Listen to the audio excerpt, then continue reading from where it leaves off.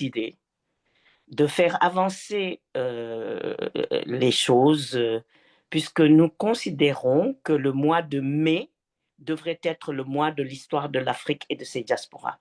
Donc, depuis 2020, nous essayons de faire pousser cette initiative. Et nous nous sommes dit, pourquoi ne pas prendre des décisions que nous pouvons prendre, c'est-à-dire décider que le mois de mai, c'est le mois de l'Afrique à Québec. Et c'est donc dans le cadre de cette initiative, première édition du mois de l'Afrique à Québec, que j'ai considéré qu'il était approprié de rendre un hommage, que la société civile et la diaspora au Canada et à travers nos réseaux puissions rendre hommage à ces deux directeurs généraux qui ont vraiment marqué la vie de l'UNESCO et de beaucoup d'entre nous, les fonctionnaires de l'UNESCO qui avons servi sous leur autorité. Alors, il se trouve que Mayor a été directeur général adjoint de Amadou Mahtar Mbow pendant 3 ans, de 1978 à 1981. Alors, son directeur de cabinet, qui n'est pas là, Malampré, m'a dit, il dit qu'il s'ennuyait. En tant que directeur général adjoint, il s'ennuyait parce que c'était plus de l'administration qu'il fallait faire que de l'action. Donc, il s'ennuyait, c'est pour ça qu'il était parti. Donc, nous savons que Monsieur Mbow, avec tous les hommages qui ont été faits pour son centenaire, Charles Moumouni disait les 7 travaux d'Amadou Mahtar Mbow. Et de Aswan à cette œuvre monumentale qui est l'histoire générale de l'Afrique, il a fait vraiment il a cité les 7 travaux de Tonton Mahtar. Donc, je vais pas vous ennuyer avec ça. Vous pouvez toujours aller rechercher ça. Donc, que l'Afrique, que l'on le célèbre, qu'on lui rende hommage dans le cadre de la première édition du mois de l'Afrique à Québec, est tout à fait normal. Ce qui est moins évident, c'est de rendre hommage à Federico Mayor, un Espagnol.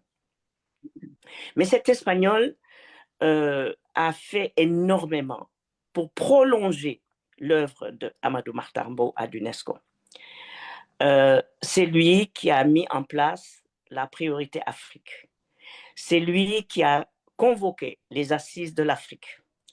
C'est lui qui a créé le département Afrique. Il aurait pu mettre un directeur. Non, il a mis un sous-directeur général pour montrer l'importance qu'il donnait à ce département-là.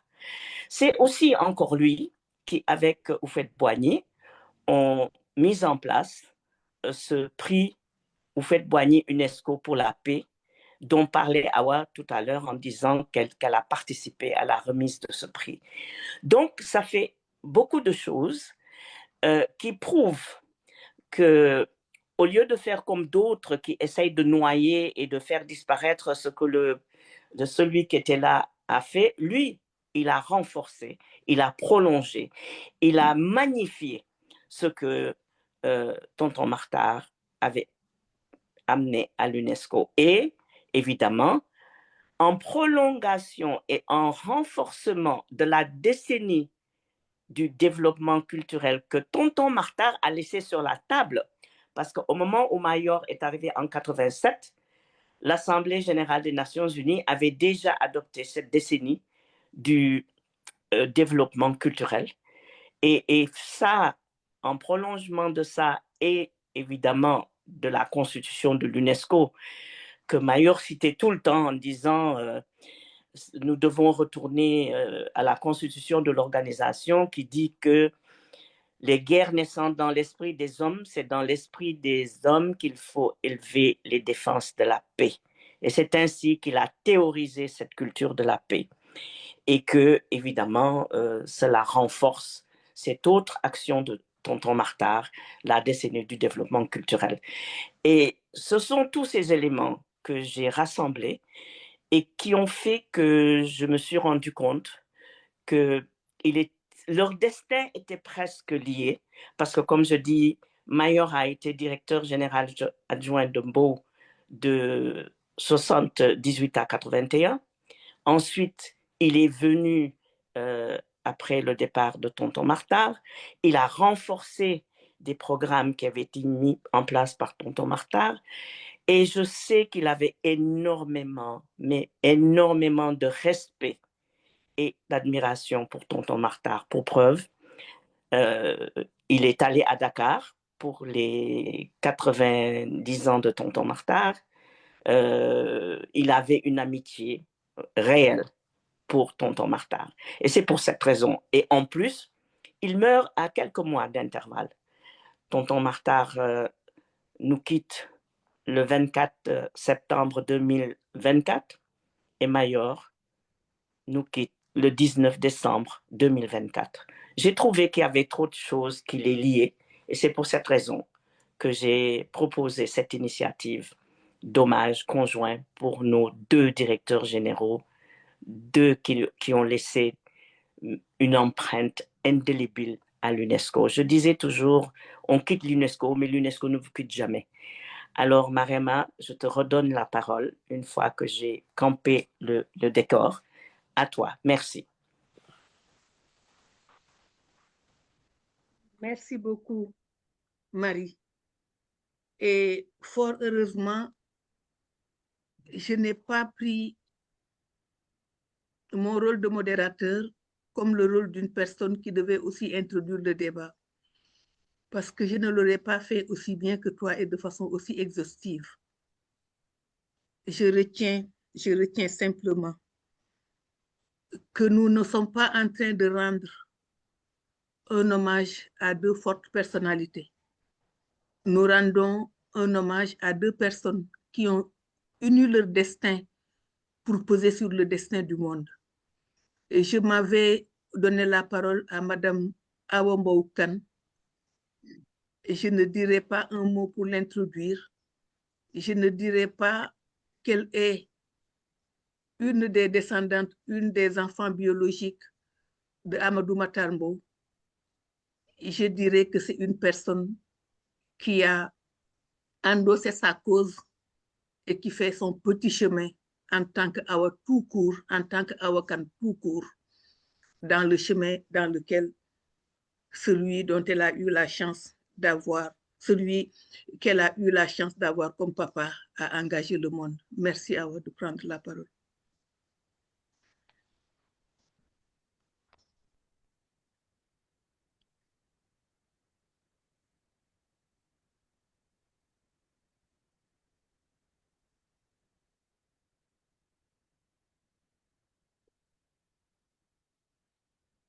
On ne l'entend pas, on ne vous entend pas, Madame Awambo Kane. Votre micro est fermé. Excusez-moi. Merci beaucoup, Marema, pour cette introduction. Je te remercie, ma chère amie et sœur. Merci à Madame Dey-Marie Fall,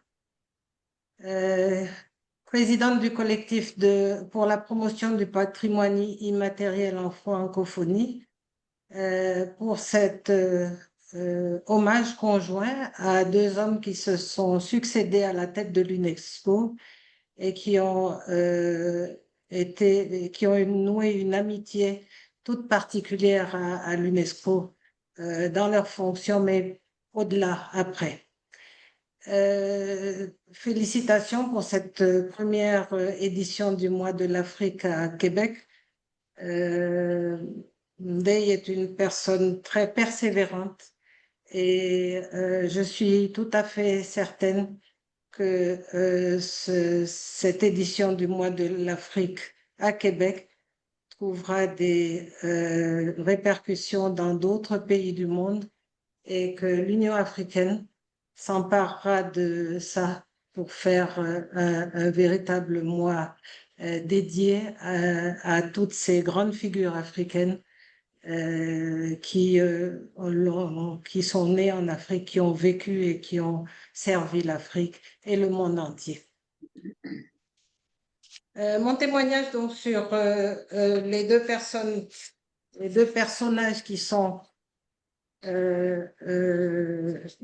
à l'ordre du jour aujourd'hui sera simple.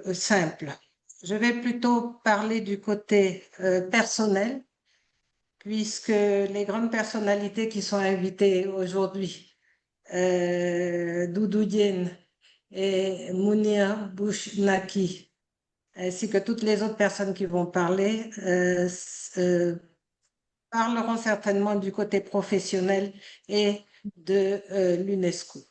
Je n'ai pas connu vécu à proprement parler ce côté. Et ce que je voudrais dire, c'est que Amadou Martambo et Federico Mayor ont conservé tout au long de leur vie. Comme tu dis, Ndeye, c'est quand même curieux qu'ils aient disparu comme ça, moins de 3 mois l'un après l'autre. Et ils ont conservé des liens d'amitié et d'affection réciproque, eux comme leurs épouses. Lorsque le président Ibrahim Affal, président du comité d'organisation des 90 ans d'Amadou Martambo célébré au Sénégal, lorsque le président Ibrahim Affal a invité Monsieur Mayor a répondu avec enthousiasme et il est venu avec son épouse pour célébrer les 90 ans d'Amadou Martambo. Il a été très impressionné par le travail remarquable fait par les assises nationales et notamment la charte de bonne gouvernance. Je me souviens que durant tout son séjour, il avait en main la charte de bonne gouvernance qu'il a lue dès son arrivée, puisqu'elle lui a été remise par le comité d'accueil à l'aéroport. Et dès son arrivée, il a pris la charte de bonne gouvernance, il l'a lue et toute la nuit, a-t-il dit, et le lendemain, il en parlait avec beaucoup, beaucoup d'enthousiasme. Il l'a gardée entre ses mains durant tout le colloque, tout l'hommage des 90 ans. Il a également participé à tout.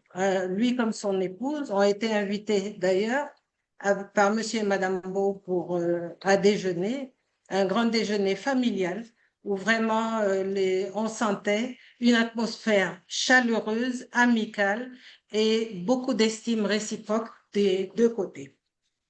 Donc c'est pour dire que ils ont vraiment eu un cheminement qui a été un cheminement qu'on peut qualifier de celui de culture de la paix, culture de l'amitié, culture de l'affection. Et ça a continué donc jusqu'à la fin de leur vie. Lorsque Amadou Martambo, pour commencer plutôt, je voudrais dire comment Monsieur Mayor est arrivé à l'UNESCO. Il est arrivé à l'UNESCO par l'intermédiaire de quelqu'un qui était directeur de cabinet, je pense, de Amadou Martambo, qui s'appelait José Blat Jimeno, qui était un Espagnol, qui connaissait Federico Mayor et qui l'avait recommandé à Amadou Martambo comme étant une personne d'excellence et particulièrement compétente. Voilà comment donc il a pu accéder à l'UNESCO et au poste de sous-directeur général.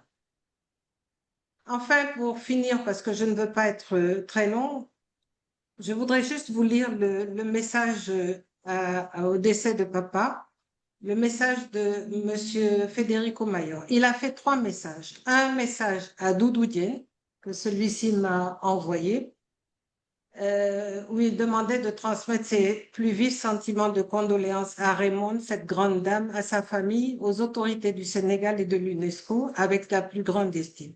Mais il a également fait un message aux autorités du Sénégal où il disait « Je vous écris comme ancien directeur général de l'UNESCO, 1987-1999, et comme DDG 1978-1981 du directeur général Amadou Mahtar Mbow, illustre Sénégalais d'une sagesse extraordinaire, africain de vision universelle avec une solidarité humaine qu'il était capable de transmettre en forme d'un multilatéralisme démocratique à l'écoute de toute initiative en faveur de nous, les peuples.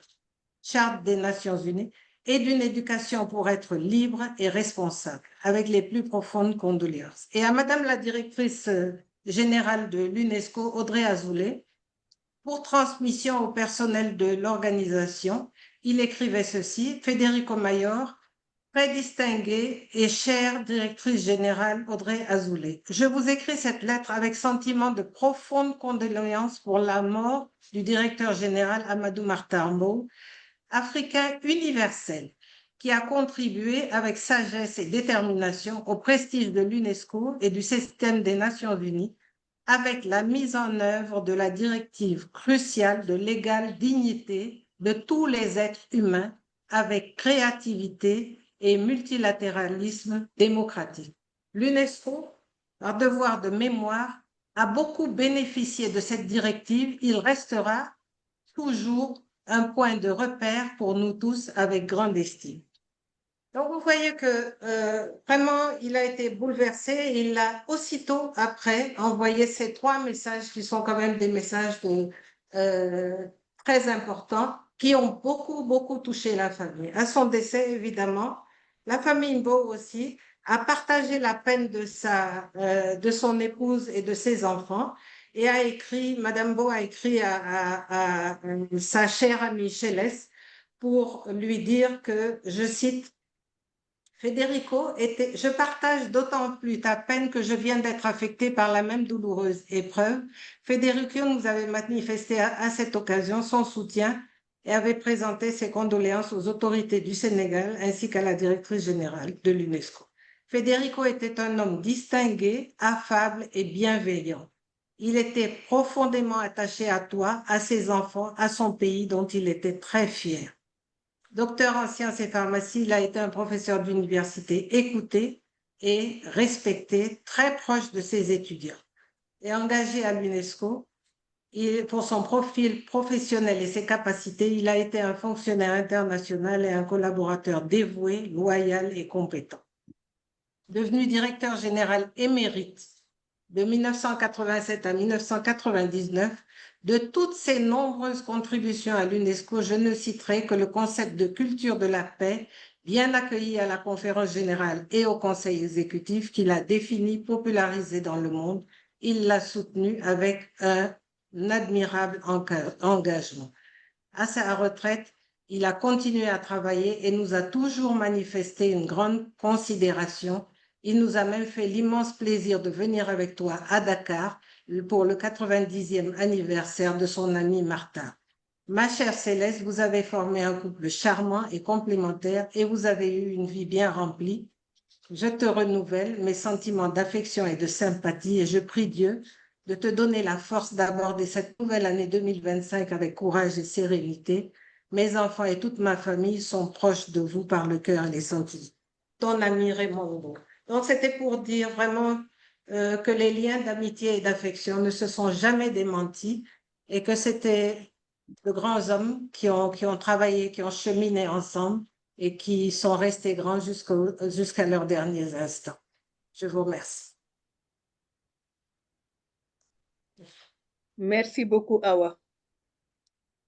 Merci réellement pour cet hommage à la limite exceptionnelle qui ne pouvait venir que de toi, qui ne pouvait venir que de ta position, parce que tu nous as parlé de la dimension humaine de ces 2 personnes, de cette dimension humaine qui était quand même le lit de 2 visionnaires, le lit de la pensée de 2 humanistes, le lit des innovations, le dialogue interculturel qui existait déjà entre 2 hommes avant d'exister et d'être prôné pour les peuples.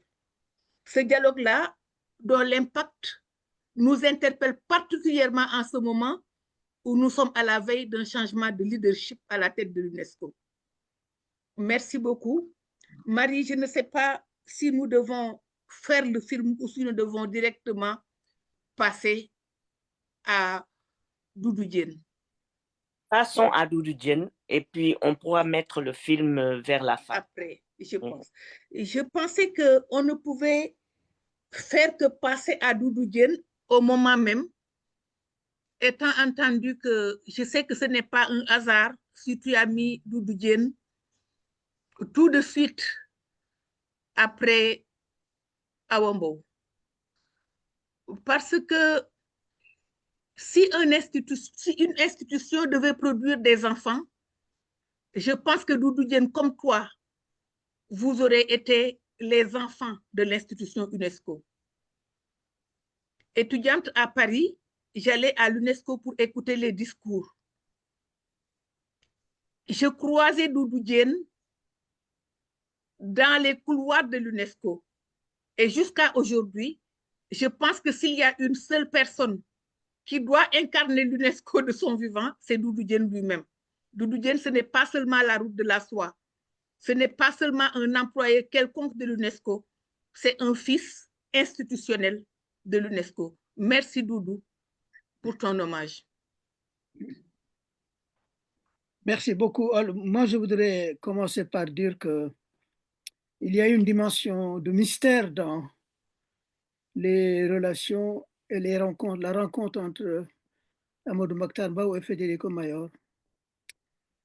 Et c'est pour ça que je voulais vraiment remercier Ndeye Fall. Ndeye, je pense là aussi qu'il y a un mystère.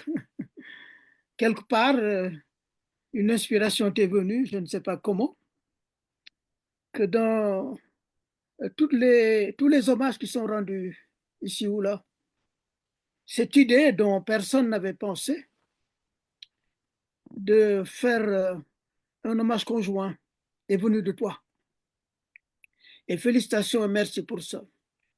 Et donc, je crois que il y a une formule qui permet d'illustrer la profondeur de la rencontre entre Federico Mayor et Amadou Mokhtar Mbow.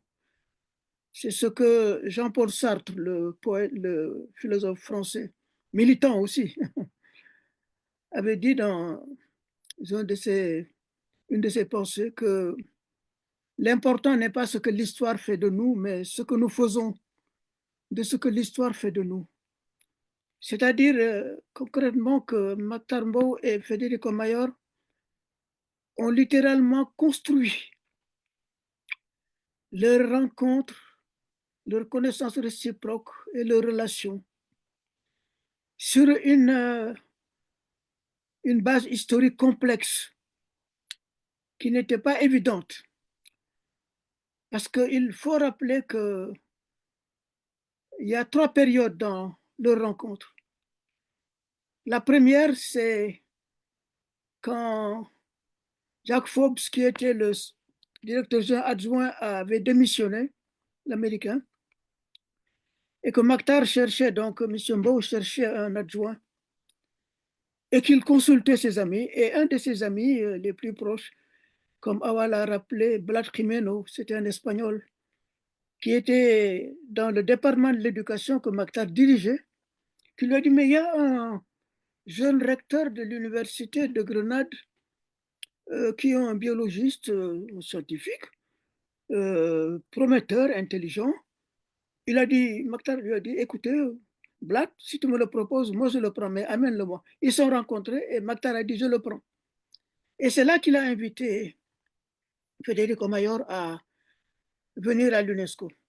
Mais il s'est passé à ce moment-là un fait historique majeur qui dépassait les 2 personnes, c'est-à-dire que ça coïncidait avec le changement historique en Espagne, la fin du franquisme, c'est-à-dire de la dictature violente, réactionnaire, profonde. Et c'est dans ce contexte-là donc que Mokhtar, M. Mbow, a demandé à Mayor de le rejoindre. Et donc, quand ils se sont rencontrés, il y avait ce fait historique, ce contexte historique de tension Mayor venait de l'Espagne franquiste. Il était certes biologiste à l'Université de Grenade, mais quelque part profondément, Mayor, tout son parcours intellectuel et social s'est inscrit dans la droite espagnole. Il n'était pas franquiste, mais il n'était pas loin du franquisme, même s'il a pris une distance avec le franquisme. C'est-à-dire que Mayor était déjà politiquement marqué par une certaine idéologie. Mais donc, Mactar, le premier temps se conclut par le fait que Mactar ait pris, M. Mbow a demandé à Federico de le rejoindre. Et c'est là que s'est passé un deuxième événement important historique. Ils ont commencé à faire connaissance. Littéralement, ils ne se connaissaient pas quand ils se sont rencontrés et que Mactar a recruté Federico. Quand Mactar commençait à connaître Federico, la scène politique espagnole a évolué et il y a eu des élections démocratiques qui ont amené une droite démocratique au pouvoir. Et le président du Conseil espagnol avait voulu prendre à rappeler Federico pour lui confier un poste ministériel. Mactar lui a dit, mais je viens de le recruter, on est en train de faire connaissance et l'UNESCO c'est immense, il y a des enjeux et des défis. Il a fallu, et ça je vous donne cette information, je pense que Awa doit le connaître, c'est le roi d'Espagne qui a appelé Mactar pour lui dire, Monsieur Mbow, cher ami, nous avons besoin de Federico Mayor à cause de ses qualités intellectuelles, scientifiques, humaines, pour revenir, pour prendre le ministère de l'éducation et de la culture. Et donc, littéralement, on a forcé la main à Mactar, M. Mbow, pour prendre Federico. Donc, voilà la première période. La deuxième période, maintenant, est une période beaucoup plus tragique, dans le sens d'une tension et d'une certaine violence. C'est-à-dire que lorsque Federico est revenu et que Mactar l'a repris, Mactar a repris Federico. Quand il a fini son parcours comme ministre de l'Éducation, Mactar l'a repris, donc, comme directeur général adjoint. Et c'est à ce moment-là que la situation internationale a basculé d'une manière extrêmement profonde et que les pays nouvellement indépendants du tiers-monde du Sud, l'Afrique, l'Amérique du Sud, l'Asie, littéralement, ont commencé à penser l'UNESCO comme la place où il va falloir porter le combat de l'égalité, de la non-discrimination, mais surtout l'égalité du progrès humain et donner sens et substance à cette notion de l'égalité du genre humain, etc. Et donc, c'est à ce moment-là que les non-alignés ont commencé à s'organiser et ont porté le combat au-delà du politique sur le champ intellectuel et culturel, parce qu'ils savaient que c'était là où résidait la domination profonde, coloniale, esclavagiste et coloniale, au niveau de l'esprit. Et donc, ils ont commencé à le penser dans différentes conférences, et c'est là que donc a germé le concept de nouvel ordre. C'est-à-dire que les pays indépendants qui rejoignaient l'UNESCO étaient issus d'un ordre colonial de domination, de discrimination, etc. Et que donc il fallait changer l'ordre. Il fallait le transformer, revisiter cet ordre-là. Et c'est là que donc dans différentes conférences de non-alignés a émergé le nouvel ordre économique international et le nouvel ordre mondial de l'information.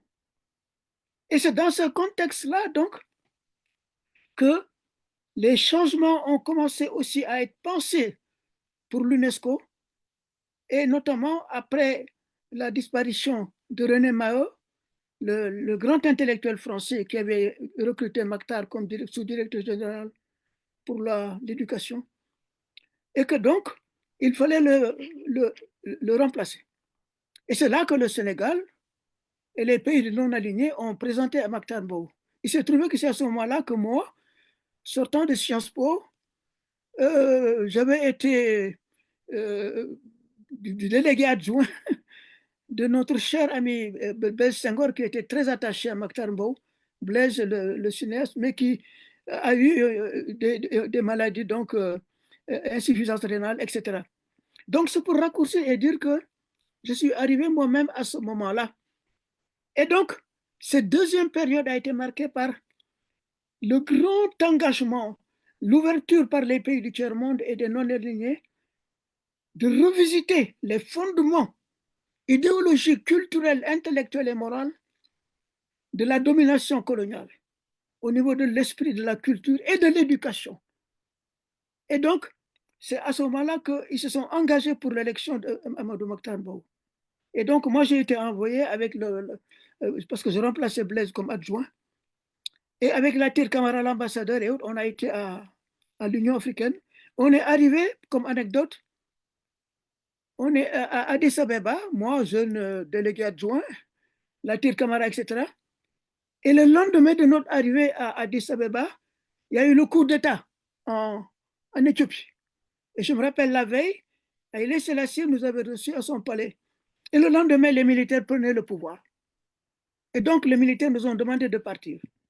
Et ensuite, il y a eu, quelques mois après, à Kampala, l'élection, la réunion de l'Union africaine et l'élection de Mokhtar. Donc, c'est pour résumer et dire que Mokhtar est arrivé dans ce moment de tension profonde, d'un mouvement très profond de remise en question de l'ordre dominant qui régnait dans le monde sur ce terrain important. Et c'est là que Mokhtar a amené sa marque profonde. C'était l'intellectuel aux pieds nus, celui qui venait des villages, de l'éducation de base, du contact direct avec la pauvreté, la misère, mais également avec la profondeur des paysans, des hommes et des femmes sénégalaises. Il venait de là, chargé de ça. Et donc, cette deuxième période a été marquée par le fait que les pays du tiers-monde ont voulu remettre en question l'ordre dominant et que les pays dominants ont voulu résister à cette remise en question. Et c'est là que la tension est née, qui a abouti à ce que donc, avec l'impulsion et la sensibilité et l'histoire personnelle de Mokhtar, les grands programmes ont été posés. L'histoire de l'Afrique a été avancée. Le nouvel ordre mondial de l'information et de la communication a été poussé. Le nouvel ordre culturel, etc. Et là, les pays dominants ont résisté. Mais on résistait d'abord intellectuellement au niveau du débat de l'UNESCO, mais on résistait aussi par la violence, par l'attaque frontale contre le symbole que représentait Mokhtar de toute cette question de remise en question. Et donc, c'est là que, dans cette période de tension-là, que Federico Mayor est revenu. Donc, Federico Mayor et Mokhtar se sont connus dans cette période de tension. Et là, Federico Mayor a été, au départ, extrêmement fidèle à Mokhtar. Et moi, j'étais envoyé à New York comme directeur pour aider avec les autres collègues et Yemi Lijadou que j'ai remplacé pour porter le débat sur la scène américaine au niveau des intellectuels américains. Et donc, c'est dans ce contexte-là que Mokhtar, le directeur général, m'a envoyé, moi et Federico, au non-aligné ailleurs à La Havane, dans d'autres conférences. C'est là que j'ai connu Federico. Et que c'est là aussi que Federico, homme de droite, de la droite catholique profonde espagnole, a commencé littéralement à être sensibilisé aux grandes ruptures et dominations entre le Nord et le Sud. Et c'est là qu'il a commencé à apprendre ce qu'a été la colonisation et l'héritage de la colonisation. Et on en discutait, lui et moi, dans ces conférences où Mokhtar nous avait envoyé. Et donc, littéralement, c'est là que sa prise de conscience a commencé à germer. Et donc, pour terminer sur cette deuxième période de tension et période de combat frontal des pays dominants du Nord contre Mokhtar Mbow comme symbole de ces changements, que donc les deux personnes ont commencé à se connaître. Et donc, ils se sont connus dans la tension. Il faut le dire, cette tension-là, qui ensuite s'est traduite par le fait que lorsque les États-Unis, avec l'administration Reagan, j'ai été nommé à l'UNESCO à New York à cette époque, a littéralement décidé de faire en sorte que l'ordre mondial ne change pas. Et donc, c'est dans ce contexte-là qu'ils ont décidé de s'attaquer aux Nations Unies. Et l'organisation idéologique qui les a soutenus, qui a préparé ça, la Fondation Heritage, qui prépare l'agenda idéologique de Reagan, a littéralement lancé la campagne ils avaient un programme qui s'appelait Sortir des Nations Unies. Mais c'est là qu'ils se sont rendus compte que les Nations Unies étaient un trop gros morceau et ils ont décidé de s'attaquer à l'UNESCO. Et le directeur du budget américain a dit non, attendons pour l'ONU, prenons l'UNESCO parce que l'UNESCO, à cause du nouvel ordre mondial et à cause d'Amadou Mokhtar Mbow, est détesté par la presse et donc ils sont impopulaires et donc c'est un champ facile. Et c'est là donc qu'ils ont décidé de s'attaquer frontalement à l'UNESCO. Et s'attaquer à l'UNESCO, c'était s'attaquer à Mokhtar Mbow. Et là, c'est peut-être cette histoire qui sera écrite plus tard. C'est l'une des attaques, des campagnes les plus violentes de l'histoire des Nations Unies. Chaque jour que Dieu faisait, toute la presse mondiale, quasi presse mondiale, s'attaquait à l'UNESCO et s'attaquait à Mokhtar Mbow. Et cette attaque a été très loin sur même des points sur lesquels je ne peux pas faire trop de révélations. Ils sont attaqués à sa personne idéologiquement, intellectuellement et même physiquement. Et on a mis 2 fois le feu à l'UNESCO, etc. Et donc, mais Mokhtar a tenu. Et c'est là que commence à germer la 3e période sur laquelle je vais terminer. C'est là que Mokhtar a révélé les valeurs profondes d'où il venait, du Sénégal, de la paysannerie, du dialogue, de ces valeurs de l'homme à l'homme, de la compréhension, de la connaissance, de l'acceptation de l'autre comme être humain.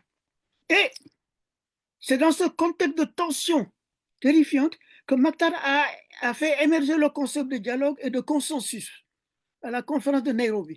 Littéralement, il a inclus dans cette période de braise et de tension qu'il fallait faire 2 choses, et c'est là peut-être le génie de Mokhtar. 1, garder ses convictions qu'il fallait changer le système. Garder le fait qu'il fallait absolument faire en sorte que les principes d'égalité et de justice de la charte de l'UNESCO, on les traduise à l'UNESCO.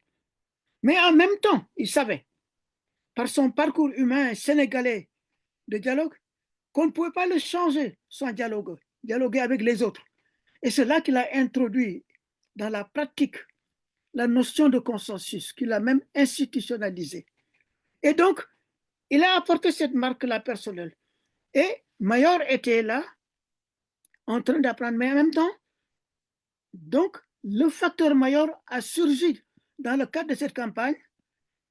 Il fallait renouveler l'UNESCO. Mokhtar Mbow, j'étais témoin, ne voulait pas faire un 3e mandat. Il avait fini le 2e mandat. Mais il y a des personnalités que je ne nommerai pas qui ont forcé Mokhtar, après que l'OUA ait décidé de le représenter contre l'avis de Mokhtar pour un 3e mandat, qu'ils ont forcé Mokhtar Mbow à être candidat. Et la demande de candidature, la décision de l'Union africaine, je l'ai gardée dans mon bureau pendant plusieurs mois, on ne l'a pas soumise. Et quelqu'un nous a forcé à le sortir. Et donc, ce que je veux dire, c'est que c'est à ce moment-là qu'au niveau occidental et dans le champ idéologique, Federico Mayor a commencé à être travaillé, disons, par les Occidentaux qui ont voulu l'antagoniser avec Mokhtar. Et il y a eu, il faut le reconnaître, une période de tension entre les deux. Et Mokhtar a été forcé d'être candidat, il ne l'a pas été. Il ne voulait pas. Et moi, j'étais le sous-directeur général en même temps, j'étais le chargé de l'information. Et je faisais mes conférences de presse tous les jours, j'étais évidemment attaqué comme Mokhtar. Mais ce qui est intéressant, c'est que Mokhtar ne voulait pas être candidat. Et on l'a forcé à mettre son nom sur la liste. Les premières élections, Mokhtar était absolument en tête. Et puis après, les États-Unis et les Occidentaux ont fait une pression sur tous les pays africains. Et littéralement, même au niveau du Sénégal, le Sénégal a commencé à prendre un peu de champ à l'égard de Maktar. C'est donc, je vous révèle des histoires intéressantes pour montrer que c'était une période de pension terrible, mais dans laquelle a émergé les qualités de Maktar. Et enfin, pour terminer, la troisième période, c'est quand, lorsque Maktar a quitté l'UNESCO et que Federico a été élu, c'est là que Federico, dans son cheminement moral, intellectuel et éthique, et quand il est devenu directeur général, qu'il a pris conscience des enjeux de l'UNESCO. C'est là qu'il a pris la mesure de ce qu'était Maktar Mbow. C'est-à-dire homme de conviction, de valeur, d'égalité, les valeurs de l'UNESCO, mais également homme de dialogue. Et c'est là qu'en profondeur, Federico a commencé à être très profondément attaché à Maktar. Mais la séparation avait eu lieu idéologiquement. Et moi et d'autres, on a tous aidé. Et ils se sont rencontrés là à l'UNESCO, ils ont commencé à parler. Et enfin donc, après que Maktar soit parti, Federico a fait son cheminement, qu'il a su d'où venait Maktar, ce qu'il a subi. Il a eu des informations, il l'a vu. Et c'est là que Federico a commencé à profondément s'attacher à Maktar. Et Maktar avait gardé ses sentiments à l'égard de Federico. La passion. Et enfin, ils se sont réconciliés. Et Federico, pour terminer, chaque fois qu'il m'appelait au téléphone, il demandait comment va Maktar et comment va Raymond. Donc, il avait acquis une affection extrêmement profonde et une compréhension idéologique et politique de Maktar Mbow. C'est ce qui fait que le mystère profond, donc en conclusion, que ces deux personnes-là, et Awa, Maktar, Federico a présidé le 90e anniversaire, c'était un déjeuner organisé par Raymond pendant le Forum social mondial à Dakar. Raymond a organisé un déjeuner chez elle, j'étais là avec Federico. C'est là que Maktar a demandé à Federico, c'est toi qui dois présider, ouvrir mon 90e anniversaire. Et Federico avait les larmes aux yeux. Et c'est ensuite qu'il l'a fait. Donc, voilà la rencontre entre ces trois personnes qui a profondément marqué l'UNESCO sur le plan mondial, intellectuel, philosophique et culturel. Voilà. Merci beaucoup, merci beaucoup. J'espère que pour les prochaines autres personnalités, Marie-Fall m'aidera à tempérer cette passion vraie. Cette passion dont Doudou Diène nous ramène la réponse à sa propre question. Parce que je pense que le mystère, c'était vraiment la bénédiction de Amadou Mahtar Mbow qui a pu lui-même trouver son héritier institutionnel et qui a pu avoir la bénédiction d'être suivi par quelqu'un qui a poursuivi et approfondi ses idées. Et je crois que donner la voix au peuple marginalisé du tiers-monde, faire de l'éducation et la culture les leviers de l'égalité, faire de la science le lit du développement et enfin ériger l'éthique et l'équité comme fondement de la reconnaissance. Ces deux personnalités l'ont fait et cela transparaît de façon tout à fait extraordinaire. Marie, je ne sais pas si nous devons passer le film maintenant, mais je propose que nous allions directement à l'intervention de Mounir Boushnaki, qui est archéologue, mais qui était le sous-directeur de la culture. Oui, parce que tu es d'accord? D'accord. Oui, parce que je crois que le combat de Mahtar Mbow, si on devait le résumer, c'est réellement la reconnaissance de l'égalité entre les cultures. Parce que la culture, c'est l'expression de la dignité humaine. Dire que tous les peuples sont d'égale dignité et toutes les cultures sont d'égale dignité. Et l'ancien directeur, sous-directeur à la culture, Mounir Boushnaki, qui est lui-même archéologue, est peut-être la meilleure personne pour en témoigner. Je demanderai à Marie, si Mounir est pris par sa passion, de m'aider à le modérer, parce que je sais que UNESCO un jour, UNESCO toujours, et l'UNESCO, c'est d'abord la passion, mon frère. Merci beaucoup. Je voudrais d'abord remercier très chaleureusement ma collègue et amie, Madame Dieye Fall, qui, comme je l'ai dit, dans une rencontre tout à fait inattendue, dans un avion, m'a parlé de cet hommage donné à deux grandes personnalités, m'a parlé évidemment de cette rencontre qui est marquée par une des manifestations importantes concernant l'histoire et la culture de l'Afrique au Québec. Et je m'inscris totalement dans ce qu'a dit mon ami et collègue de plusieurs années à l'UNESCO, mon ami Doudou Diène. Et bien sûr, j'ai écouté avec beaucoup d'attention la présentation de Madame Awambo Kane, qui a présenté aussi le volet personnel et la rencontre intime entre ces deux grands directeurs généraux avec lesquels j'ai eu l'honneur et la chance de travailler.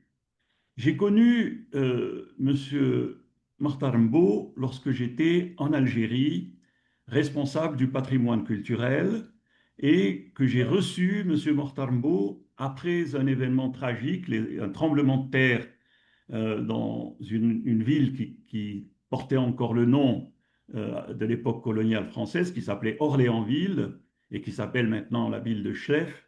Et M. Mbo est venu et j'ai été désigné comme son accompagnateur, donc plus de 3 heures de route pour aller jusqu'à cette ville qui a été endommagée, visite sur le terrain, rencontre avec les responsables et l'intérêt que M. Mbo a porté immédiatement à ce qu'il considérait comme étant la mission de l'UNESCO, apporter les moyens à la fois matériels, mais aussi les moyens intellectuels pour répondre à la situation des sinistrés de cette ville qui avait perdu les écoles, qui avait eu des dégâts sur un des sites patrimoniaux.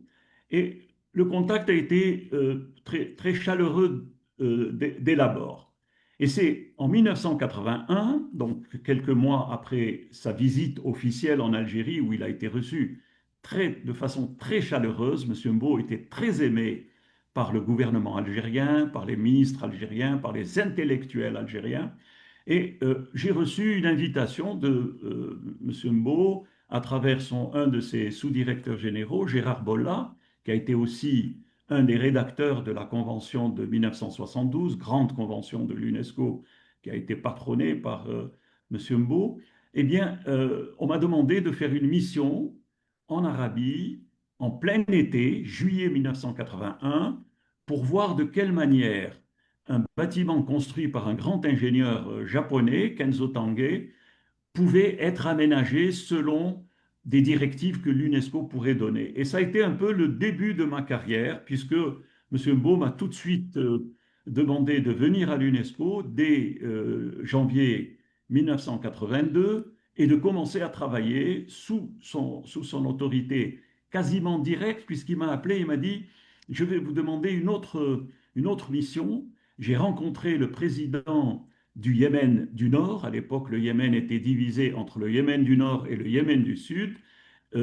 J'ai promis au président de la République du Yémen, Ali Abdullah Saleh, que j'allais lancer une campagne internationale de sauvegarde en faveur de la vieille ville, la ville historique de Sanaa, dans ce pays merveilleux qui s'appelait l'Arabia Félix.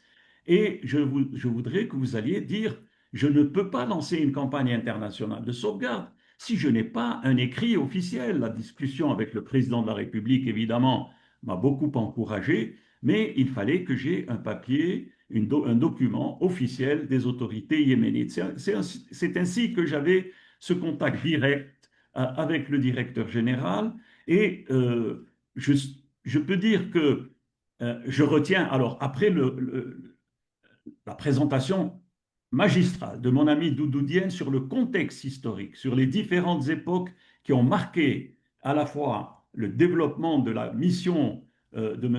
Martarimbo, qui est considéré par nous tous africains comme étant un des grands humanistes que l'on va garder en mémoire par ses missions, par ses écrits, et par son action.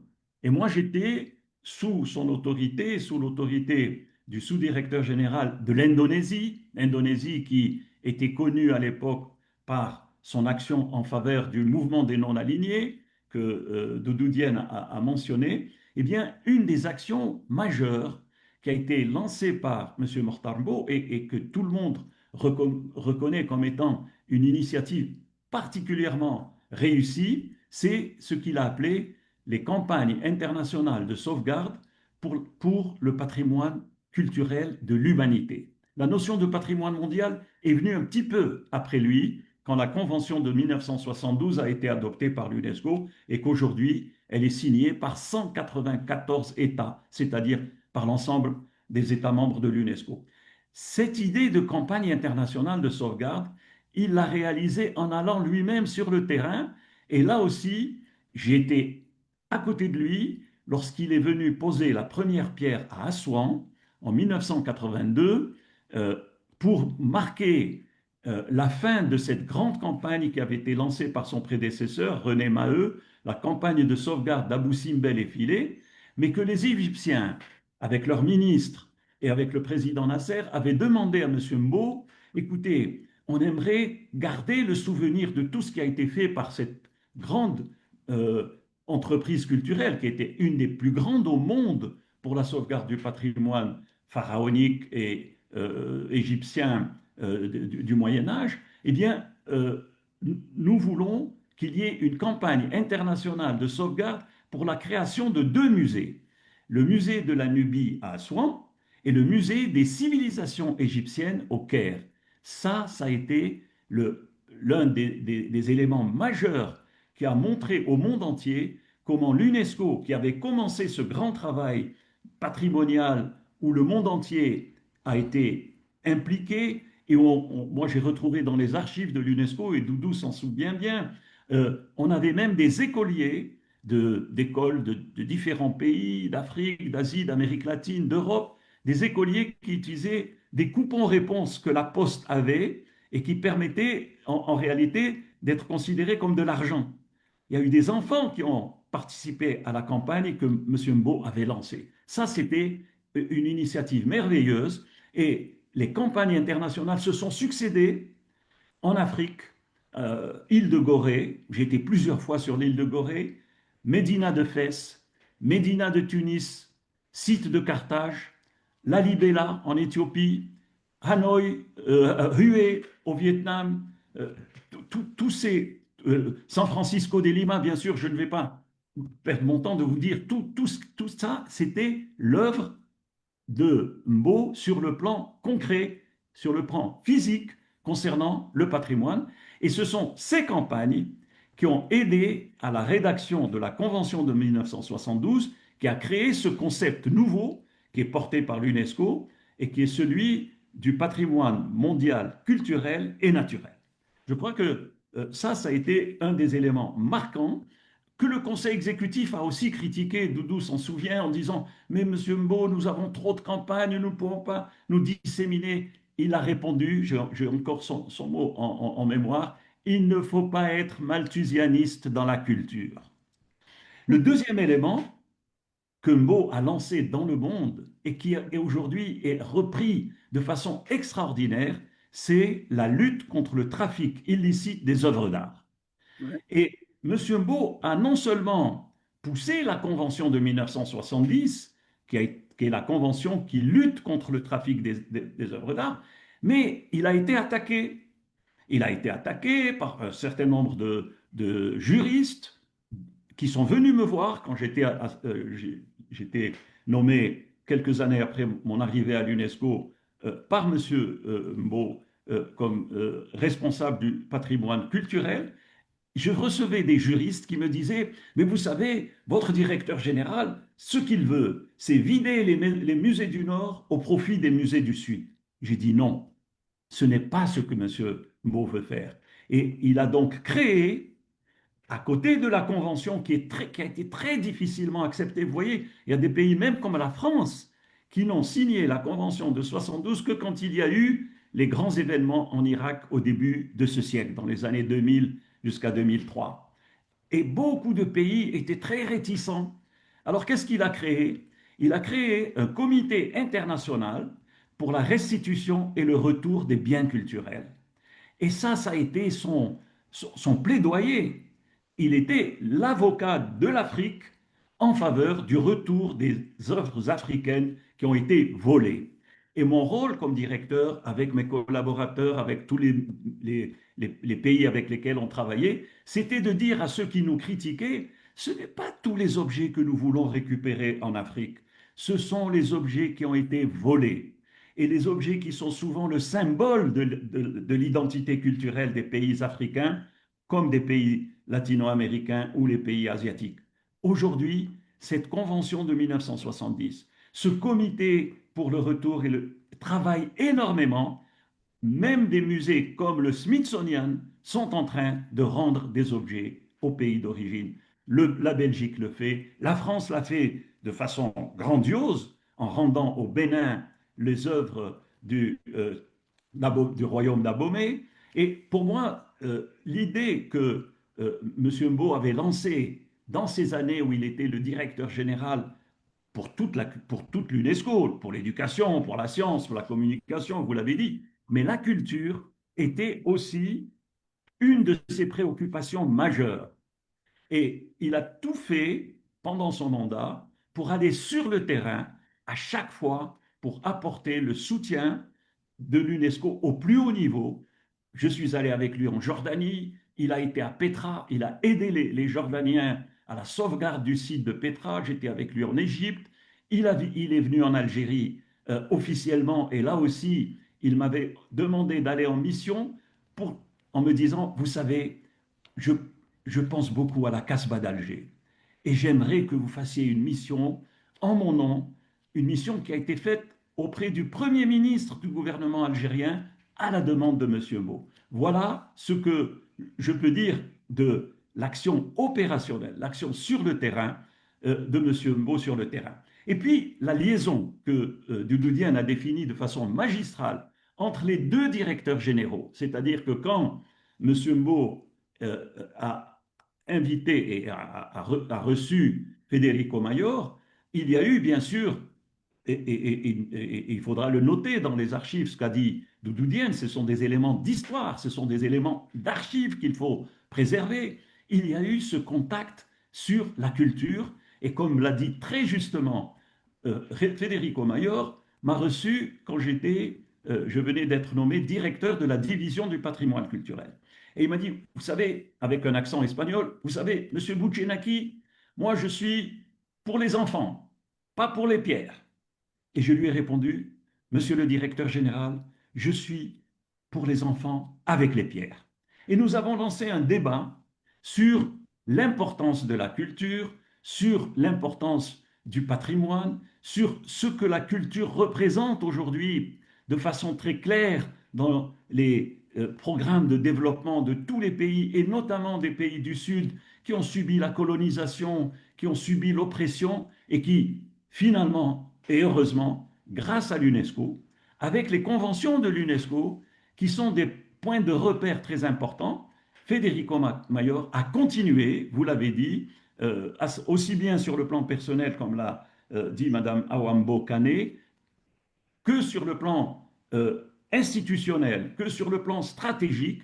M. Mayor a également pris en compte les idées émises par M. Mbo, l'attachement avec la publication de l'histoire générale de l'Afrique. C'est un monument, c'était une chose nouvelle, qu'une institution qui était une institution qui donne des conseils était aussi une institution productrice de culture.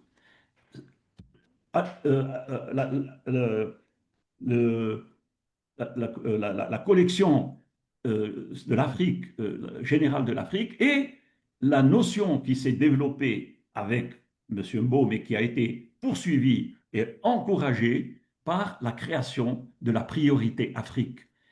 Aucune institution dans le monde, institution internationale, je veux dire, n'a pris une telle direction stratégique pour montrer que l'Afrique, qui était un continent qui avait subi tellement de désastres, l'esclavage, la colonisation, l'oppression, que l'Afrique devienne une priorité. Et une priorité qui n'était pas une direction, mais une sous-direction générale au sein de l'UNESCO que Mayor a pris en main. Alors, M. Mayor, quand j'ai commencé à travailler avec lui, c'était l'homme qui un jour m'a appelé pour me dire, écoutez, on ne peut pas continuer avec cette convention de 1972 sans lui donner un caractère plus fort. Donc, les États-Unis ne sont pas membres de l'UNESCO. Ils avaient quitté lors d'une crise très grave que M. Mbo a connue, le classement de Jérusalem sur la liste du patrimoine mondial en 1981, puis le classement en 1982 de Jérusalem sur la liste du patrimoine en péril, ce qui a amené les États-Unis à sortir de l'UNESCO. Eh bien, pendant toutes ces années, le budget était amputé et Federico Mayor m'a dit, vous savez, il faut que je crée une institution qui prenne en main cette notion du patrimoine mondial, culturel et naturel, qui a deux aspects nouveaux. Le premier aspect, c'est la notion de globalisation de la notion de patrimoine. Le patrimoine, c'est toute l'humanité. Ce n'est pas le patrimoine simplement d'un pays, c'est le patrimoine pour toute l'humanité. Et deuxièmement, cette notion du rapport entre culture et nature, qui aujourd'hui prend une dimension très importante avec malheureusement les conséquences du changement climatique. Eh bien, il a appelé le directeur des sciences naturelles, M. von Drost, et il nous a dit, von Drost, vous allez me donner 4 personnes, M. Bouchenaki, vous me donnez 4 personnes, je vais créer le Centre du patrimoine mondial. Ça a été, au niveau de l'histoire de l'UNESCO, un moment important dans cette continuation de vision, parce que nous avons eu affaire à 2 visionnaires, à 2 humanistes visionnaires, Amadou Mahtar Mbow et Federico Mayor. Et en 1992 a été créé le Centre du patrimoine mondial qui, comme je vous l'ai dit, travaille aujourd'hui avec 194 pays. Et je voudrais dire que une expérience, parce que je ne voudrais pas être trop long, une expérience qui montre comment, idéologiquement et politiquement, Federico Mayor a pris conscience de l'importance que l'UNESCO peut apporter aux pays en voie de développement, aux pays qui sortent de guerres, aux pays qui sortent de conflits. En 1991, vers la fin de l'année, il y a eu les accords de Paris sur le Cambodge. Le Cambodge qui, pendant 25 ans, a souffert d'une crise terrible, de guerres qui ont amené aussi un génocide. D'ailleurs, les Cambodgiens vont préparer un dossier pour la reconnaissance du génocide qui a eu lieu dans leur pays. Et il reçoit le prince Sihanouk, qui était, à cette époque, 1991-1992, c'était l'époque où, justement, de nombreuses personnalités du tiers-monde venaient à l'UNESCO pour parler avec le directeur général. Sihanouk a dit au directeur général, nous sortons de la guerre, nous sortons d'un génocide, mais j'ai une demande à faire à l'UNESCO en priorité, j'aimerais que l'UNESCO inscrive le site d'Angkor sur la liste du patrimoine mondial. Parce que vous savez, monsieur le directeur général, pour nous, le site d'Angkor, alors site d'Angkor, ce n'est pas seulement un temple, hein, c'est un paysage énorme de l'époque khmer avec des centaines de temples dont les plus connus sont Angkor Wat, Angkor Thom, Bayonne, etc. Angkor Wat est sur le drapeau national du Cambodge. Et on a compris en 92 qu'il fallait faire quelque chose. Et là, avec notre sous-directeur général africain, congolais, nous sommes partis au Cambodge qui, à l'époque, était géré par l'ONU. Il y avait une administration, la PRONUC, qui gérait, et nous avons aidé à la préparation d'un dossier, puisque les Cambodgiens n'avaient pratiquement aucune structure intellectuelle. Vous savez, au Cambodge, les Khmers rouges tuaient les personnes qui portaient une cravate ou qui portaient des lunettes. Donc ça vous donne une idée de la situation terrible qu'a connue ce pays. Eh bien, Henri, sous-directeur général pour la culture, arrive au Cambodge, voit le prince Sihanouk et lui dit « Nous allons vous aider ». Et à la fin de l'année 1992, alors que les États-Unis n'étaient pas à l'UNESCO. Ils ont invité en tant que membres du comité du patrimoine mondial, le comité du patrimoine à se réunir à Santa Fe aux États-Unis. Federico Mayor est venu lui-même et il y a eu des négociations bien sûr, et 1992 a été une étape très importante parce que pour la première fois, l'UNESCO a inscrit à la fois un site sur la liste du patrimoine mondial et aussi sur la liste du patrimoine mondial en péril.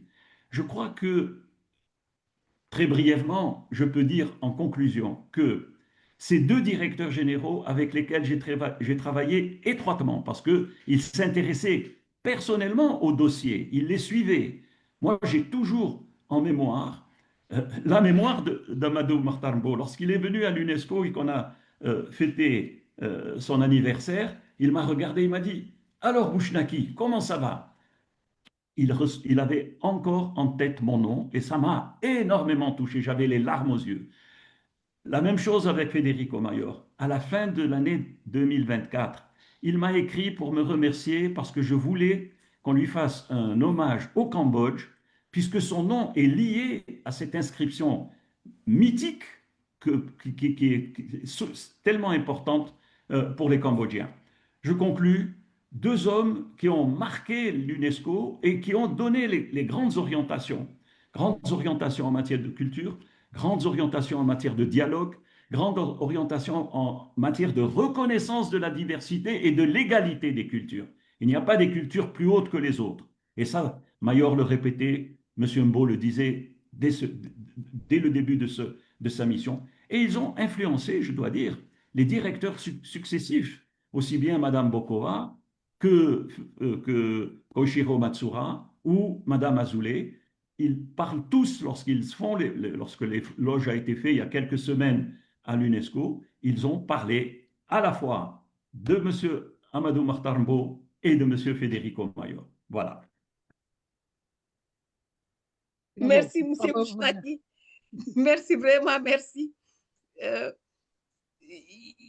ne note pas seulement le discours, je note la passion et la foi avec laquelle ces discours, ces interventions sont délivrées. Je pense que vous nous confirmez ce qu'on savait déjà avec l'intervention de Doudou Diène, l'actualité des questions qui étaient posées par ces deux visionnaires. Le retour des biens culturels, mais Trump et les États-Unis. C'était comme si on devait dire, avec leur comportement actuel, variation sur un tempo connu. Le fait de s'attaquer à l'UNESCO et de retirer la contribution des États-Unis.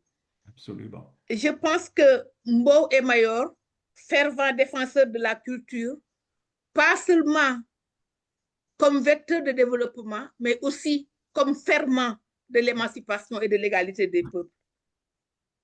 Je pense que Mbow avait compris que l'égalité des peuples ne peut passer que par la reconnaissance du patrimoine culturel.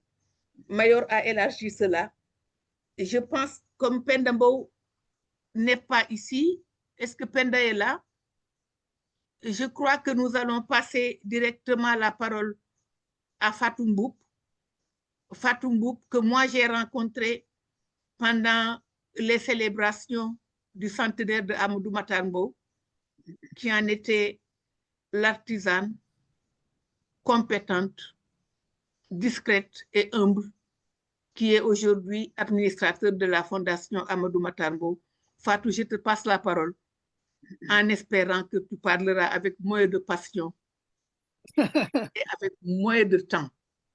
C'est ça, c'est-à-dire qu'il ne nous reste plus beaucoup de temps. Heureusement qu'on a eu des défections parce que là, normalement, on devait terminer à 19h30 heure de Paris.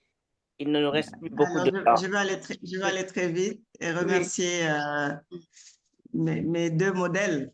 Je peux dire ainsi, Tata Ndé-Marie, que j'ai choisi moi-même comme étant mon mentor et mon modèle, Et Madame Touré, bien sûr, avec beaucoup d'admiration, comme elle dit, on s'est connus dans le mouvement associatif peut-être, mais on s'est fréquentés peut-être depuis le centenaire.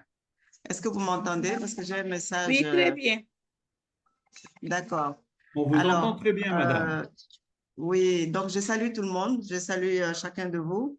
C'est toujours un plaisir d'entendre parler de ces deux personnages, surtout de Tonton Amadou Mokhtar, et on apprend tous les jours de lui. Moi, j'apprends tous les jours de lui à travers les témoignages, à travers les écrits, parce que, bon, naturellement, je fais beaucoup de recherches sur lui. Et je remercie également au passage Awa Kanbo qui m'ont aussi adopté, on peut dire ainsi, parce que beaucoup de gens m'appellent Patumbo en pensant que je suis de la famille, tellement je parle de Amadou Mokhtar Mbow partout et je le prends en référence partout. Et ses enfants ne relèvent jamais cette erreur-là. Et je leur remercie beaucoup et de m'avoir fait confiance également de me confier un peu la destinée de la Fondation Amadou Mokhtar Mbow. Donc, je vais être très brève. Je vais parler assez rapidement peut-être de Amadou Mokhtar Mbow, ma rencontre avec lui. C'était 2008-2009 lors des Assises nationales où j'étais la petite main dans les bureaux pour rédiger, ramasser, collecter les écrits, les informations, toutes les études qui ont été faites, enfin, tout ce qui a été fait pendant les Assises nationales. J'étais dans un petit bureau où je participais en tout cas à recenser, à arranger les documents. Et chaque fois que nous finissions très tard, surtout vers le dernier moment de rédaction des assises de fascicules des assises nationales, il n'hésitait pas à rester avec nous tard la nuit pour dire que je ne peux pas laisser des femmes toutes seules travailler jusqu'à aussi tard. Donc, il n'hésitait pas à mettre la main à la pâte et à nous aider à rassembler tous les documents qui devaient constituer donc le livret des assises nationales. Et donc, quelqu'un donc de très bienveillant, envers tout le monde. Et c'est ce qui a fait que, comme vous tous, hein, je pense que on tombe amoureux très facilement d'Amadou Mokhtar Mbow par son aura personnelle, par sa bienveillance, je l'ai dit tantôt. Mais surtout, on apprenait tous les jours de lui. On apprenait tous les jours qu'on le côtoyait, on apprenait quelque chose.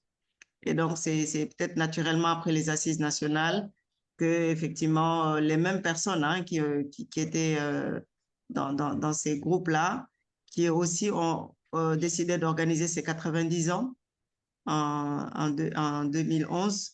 Et naturellement, j'ai été cooptée comme étant chargée de la communication, des médias, de toute la com de 90 ans. Et finalement, je me suis retrouvée également dans le secrétariat pour mener à bien cette organisation-là. Donc, déjà, dès les 90 ans, à la fin, dans les recommandations, il était déjà question qu'on crée une fondation à son nom.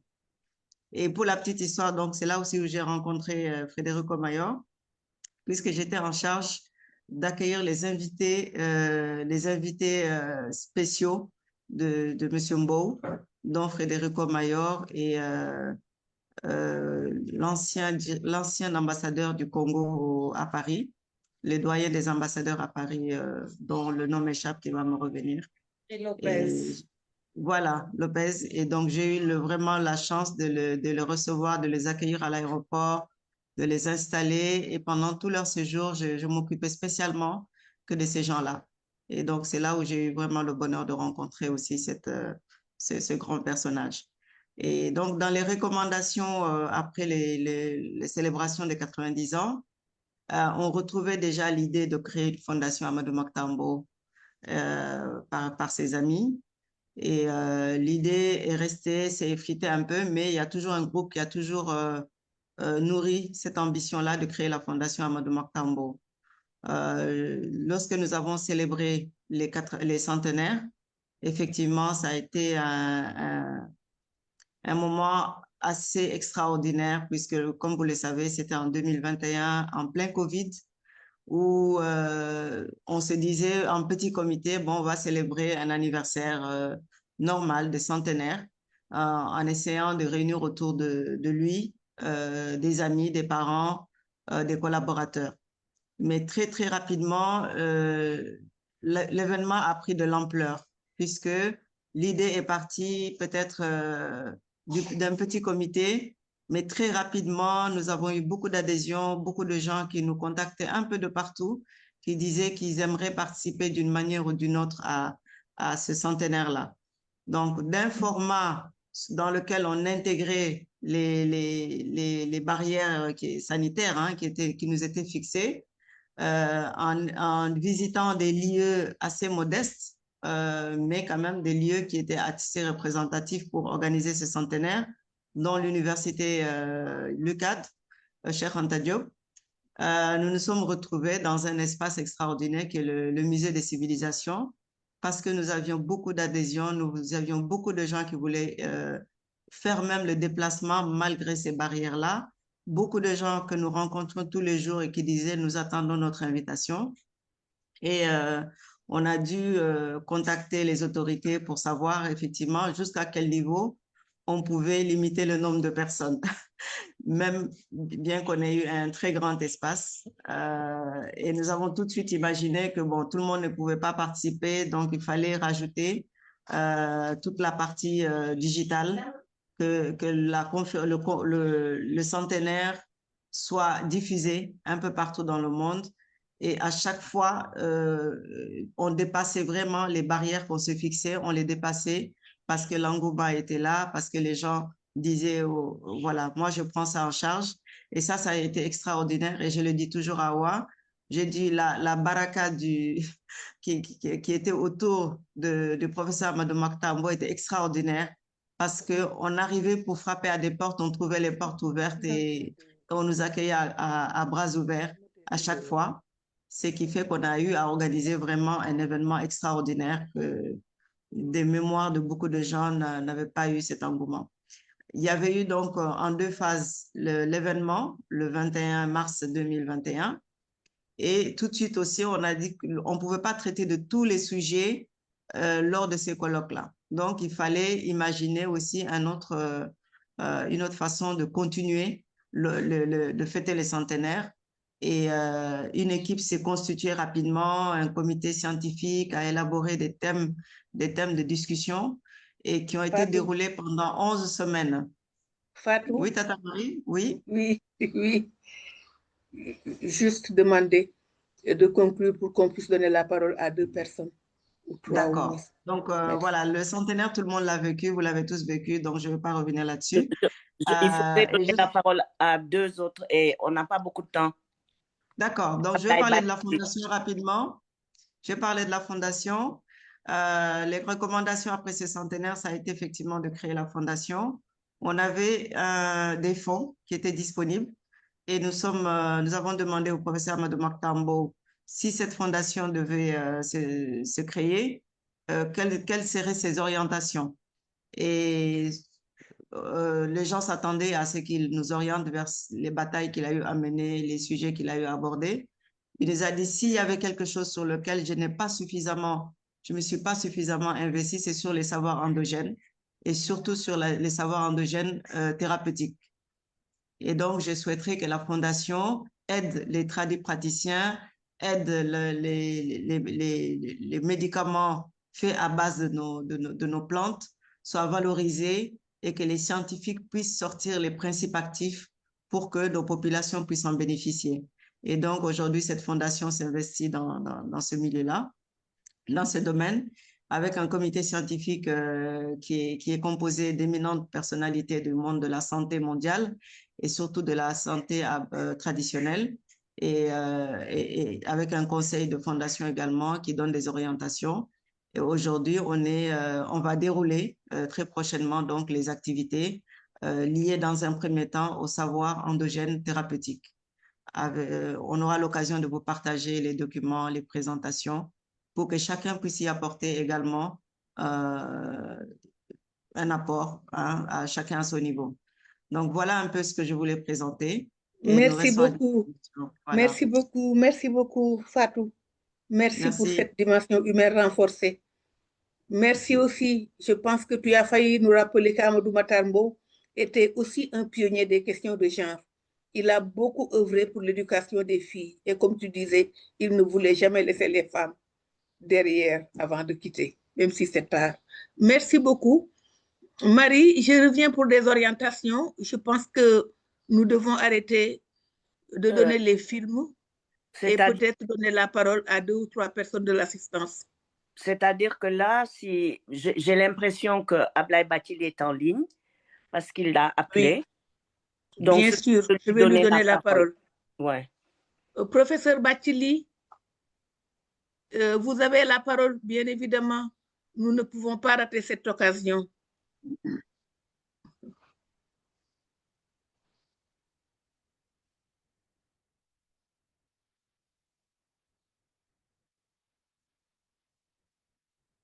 Professeur Bathily, votre micro n'est pas ouvert.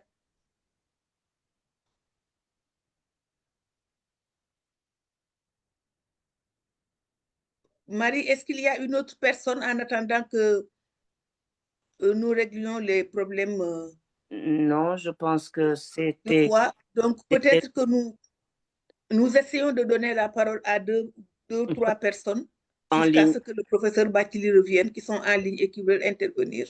D'accord, ok. Est-ce que ceux qui regardent peuvent nous dire qui sont en ligne et qui demandent la parole? Je regarde, mais je ne vois pas encore de main levée. S'il n'y a pas de main levée, éventuellement, ce qu'on pourrait faire, c'est peut-être mettre la vidéo de Bathily en attendant qu'il prenne la parole. Allô? Ah, ça y est. Oui. Voilà. Oui, professeur. Hein? Mansour Seck, tu m'entends? Ah, c'est mon... oui. Hein? D'accord, général, vous avez la parole. Merci, madame. Alors, je félicite d'abord ceux qui ont organisé ce souvenir qui est une nécessité, en particulier pour les nouvelles générations. Amadou Matambo n'appartient pas seulement au Sénégal, mais à l'humanité. Je n'ai pas la prétention d'être un insider comme Doudou Diène, le monsieur qui vient de parler, mais je me permets d'exprimer ma part de Amadou Massambo. En effet, c'est en 1961 que la première promotion de Saint-Cyrien est venue pour défiler au 4 avril. Il y avait le capitaine Dioum et moi-même, et il était ministre de l'Éducation nationale. Le président du conseil, Mamadou Dia, nous avait reçus, mais lui aussi nous a reçus. Et je me rappelle que c'était dans un petit bureau qui se trouve être le bâtiment du premier cycle de Lamine Gueye, qui était en ce moment-là, s'appelait l'excellent Banvaranovan. C'est donc beaucoup plus tard, en 1974, alors que je commandais l'armée de l'air et que je faisais l'école de supérieur de guerre aérienne à Paris, que j'ai appris qu'il venait d'être nommé patron de l'UNESCO. Évidemment, c'était une fierté de nous tous et je me suis permis de lui demander de me recevoir pour quand même lui faire hommage.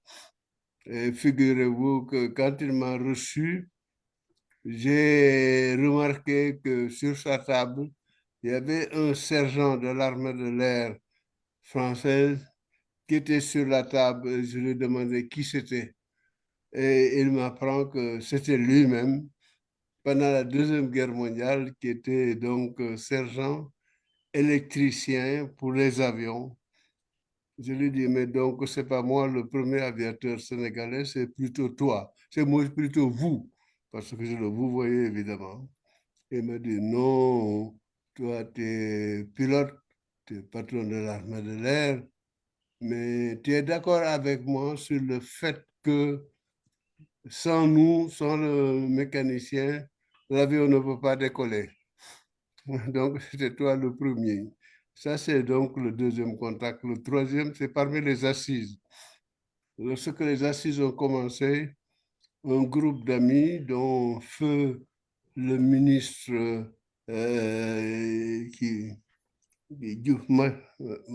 Diouf est venu nous voir avec d'autres politiciens à la maison, me dire que nous voulons faire des assises.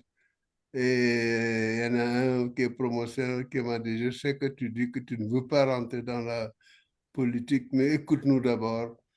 Et quand ils ont fait le diagnostic du Sénégal, du gouvernement, de la gouvernance, je leur ai dit, mais j'ai la même évaluation que vous, mais je ne veux pas faire de politique comme tout un truc. Mais laissez-moi aller voir parce que la personnalité qui préside Amadou Mahtar, ce n'est pas n'importe qui.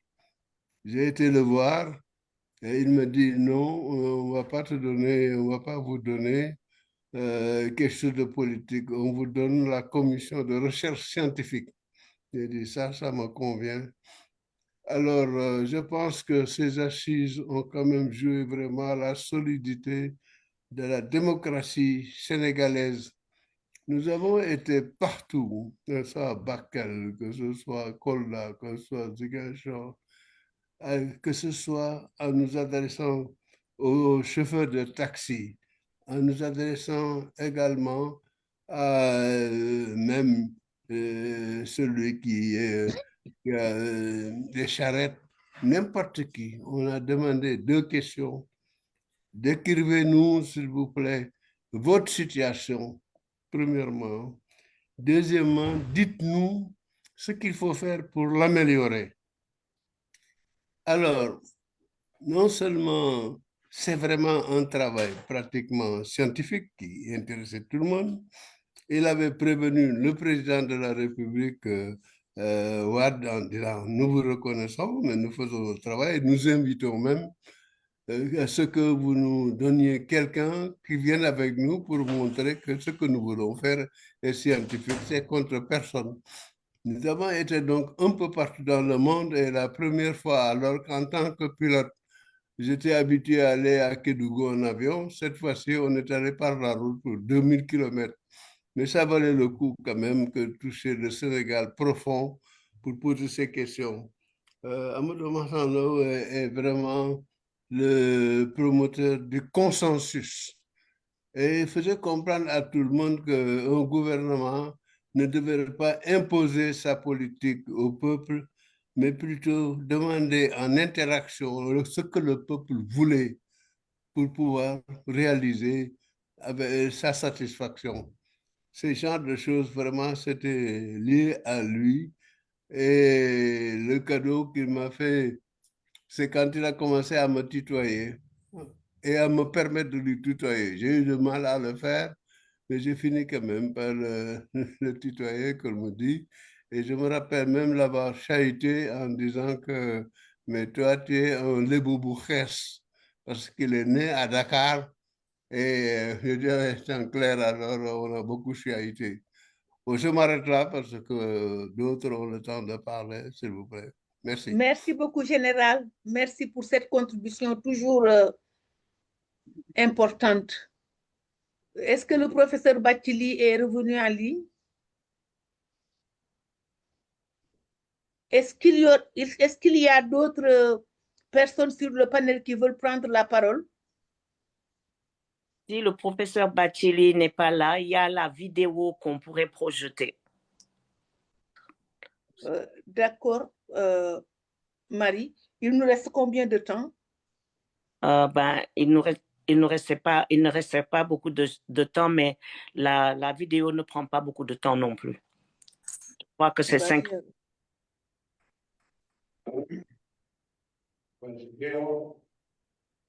Multidimensionnel qui a traversé un siècle, habité à l'âge de 103 ans.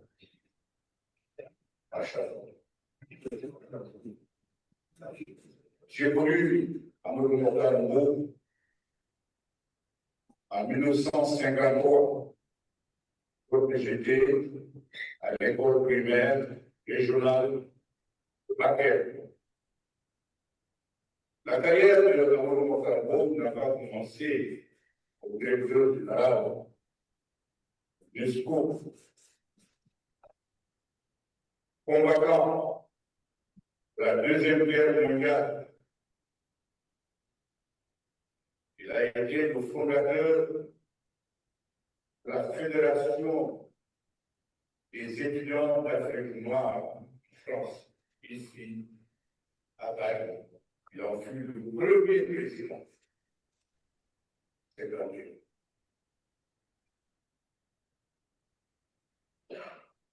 Quand je l'ai connu en 1953, il est connu dans mon village de Tiakou, dans le département de Bakel, en compagnie de mon frère, qui n'est plus, Boubou Bachili, qui était à l'époque instituteur à l'école régionale de Bakel, et Amadou Mokhtar Mbow dirigeait ce qu'on appelle le service de l'éducation de base.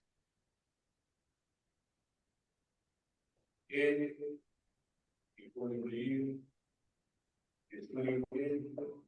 dès ce moment, une voie énormément. Je me rappelle des cours d'éducation de base, la santé, l'hygiène, à travers la radio, les films qui étaient projetés à la résidence du commandant de service de Bakel et dans certaines écoles, au Goundou, au Gadaga, et le rapport qu'il a fait à cette époque en tant que directeur de l'éducation de base sur le village de Déramani, dans le Naïré, est encore très important de comprendre les dynamiques sociales et culturelles de notre terroir de cette époque. Et ensuite, comme chacun le sait, il a été membre du premier gouvernement de la loi cadre du Sénégal. Le premier ministre de l'Éducation nationale du Sénégal, en 1958. Il a démissionné parce qu'il voulait une indépendance réelle avec ses camarades à l'époque du Parti du regroupement africain, Parti africain de l'indépendance, et d'autres progressistes qui voulaient une Afrique libre, indépendante, une Afrique de progrès, une Afrique dont les cultures, les civilisations seront reconnues comme ils se doivent à l'organisation.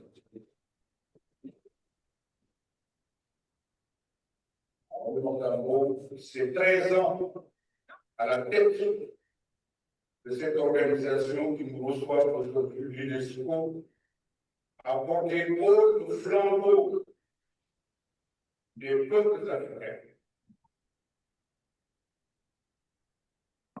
Mon ami et frère, je vais jamais la rappeler tout à l'heure, une nouvelle ordre mondiale de la culture et de la communication, c'est lui qui a été le fervent défenseur. Sa voix résonne encore. S'il est mieux pouvait parler aujourd'hui, c'est mieux pleurer avec nous pour notre amour. Amadou Mokhtar Mbow, parmi ses derniers faits, figure les Assises nationales du Sénégal qui, de 2009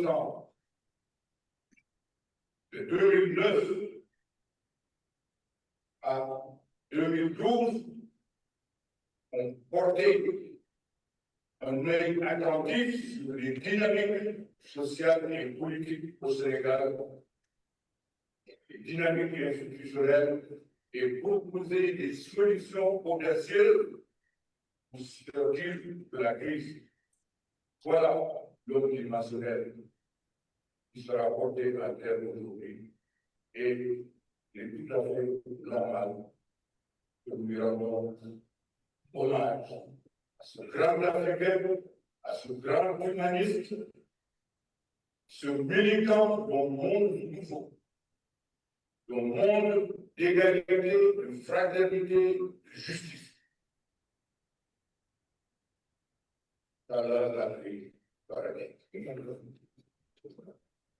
Mesdames et messieurs,